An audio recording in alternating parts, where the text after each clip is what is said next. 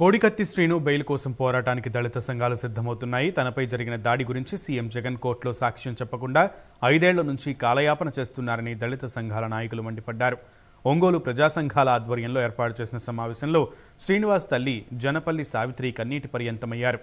కోడికత్తి కేసులో సీఎం జగన్ కోర్టుకు రావాలని, కోర్టులో సాక్ష్యం చెప్పాలని శ్రీనివాస్ తల్లి జనపల్లి సావిత్రి వేడుకున్నారు. 5 సంవత్సరాల నుండి జైలులోనే జనపల్లి శ్రీనివాస్ మగ్గిపోతున్నాడని ఆవేదన వ్యక్తం చేశారు. శ్రీనును బెయిలుపై విడుదల చేయాలని సావిత్రి కన్నీటి పర్యంతమయ్యారు.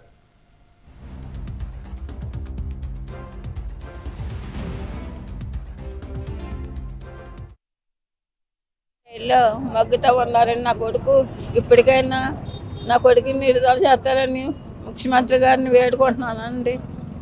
ఇప్పటికైనా మా మీద దయించండి, కొంచెం కనుకరించండి. అక్కడికి వచ్చానండి ఒకసారి. మన ఒక ఊరండి, అరున్న ఊరు వచ్చారండి.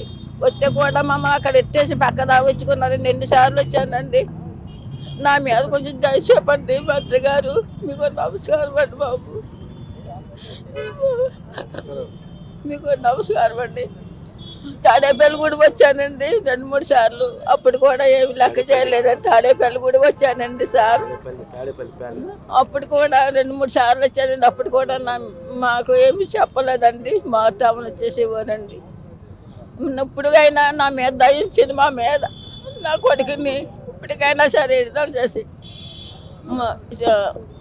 అక్కడికి వచ్చండి. కొంచెం సాక్ష్యం చెప్పి నా కొడుకుని మాలో చేర్చండి అని ముఖ్యమంత్రిని వేడుకుంటున్నానండి. జైల్లో మగ్గుతా ఉన్నారని నా కొడుకు ఇప్పటికైనా నా కొడుకుని విడుదల చేస్తారని ముఖ్యమంత్రి గారిని వేడుకుంటున్నానండి. ఇప్పటికైనా మా మీద దయించండి, కొంచెం కనుకరించండి. అక్కడికి వచ్చానండి ఒకసారి. మన